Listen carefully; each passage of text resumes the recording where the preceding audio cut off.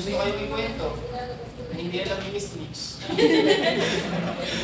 Parang di kayo ako masaya. Kaya nga, parang ito hindi ba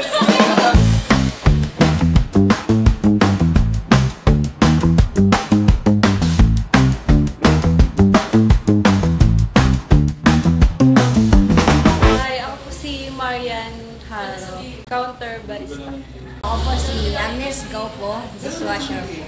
My name is Alvis Carla Butil, head chef. Hello, I'm General Gabis, pantry. Welcome to G District. Welcome to G District. Kailan kayo nag-start and gano'n na kayo katagal nag-work dito?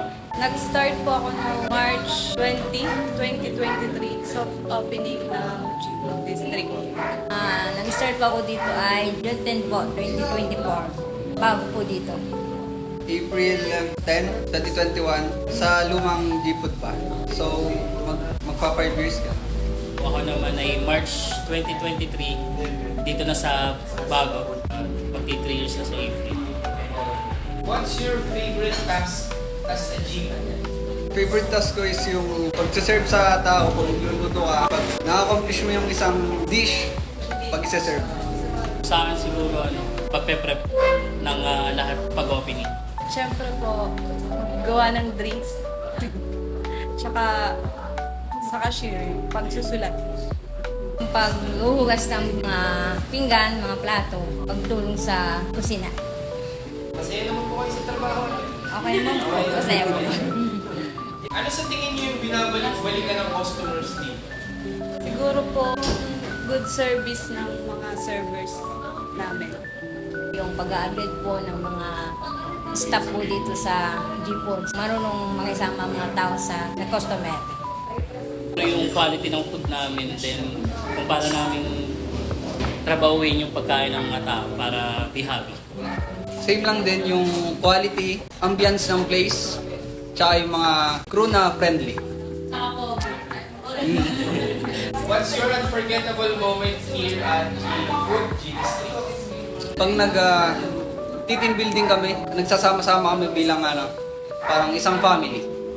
Pagmamahal ko sa trabaho ko, yun yung unforgettable moment. Dahil parang passion ko na yung pagluluto. Then, yun din, yung sinabi niya na para sa team building, nagiging family kami as well.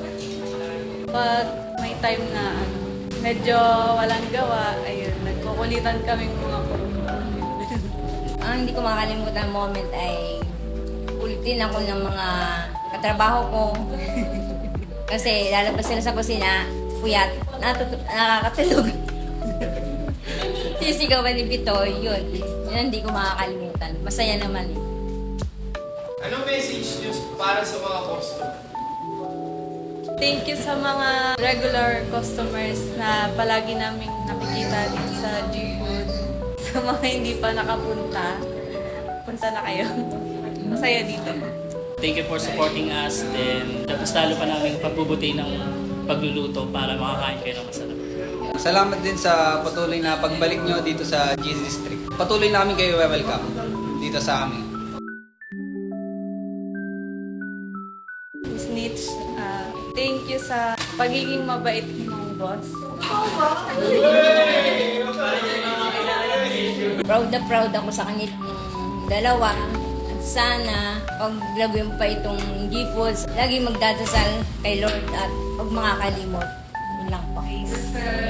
Sir, Madam, thank you po sa pag-aalaga sa amin at magandang management dito sa G-Food District. Thank you dahil welcome nyo kami dito sa G District family. Anong nilook forward nyo or wish para sa G District? Mas lalong makilala ang G-Food District, then magkaroon pa ng madaming branch dito sa Pilipinas.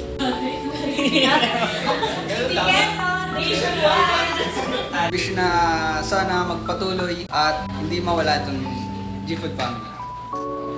Sana mag-expand pa yung business. Sana mas lumaki at mas makilala pa ng mga tao. At sana madagdagan pa yung sa menu namin.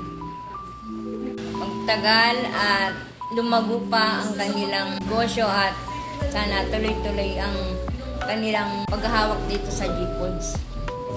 Kita Kids ngayong April 12, 2025 dito sa G District where all good meets. Kita-kits sa April 12, 2025 sa GT Street, where all good meets.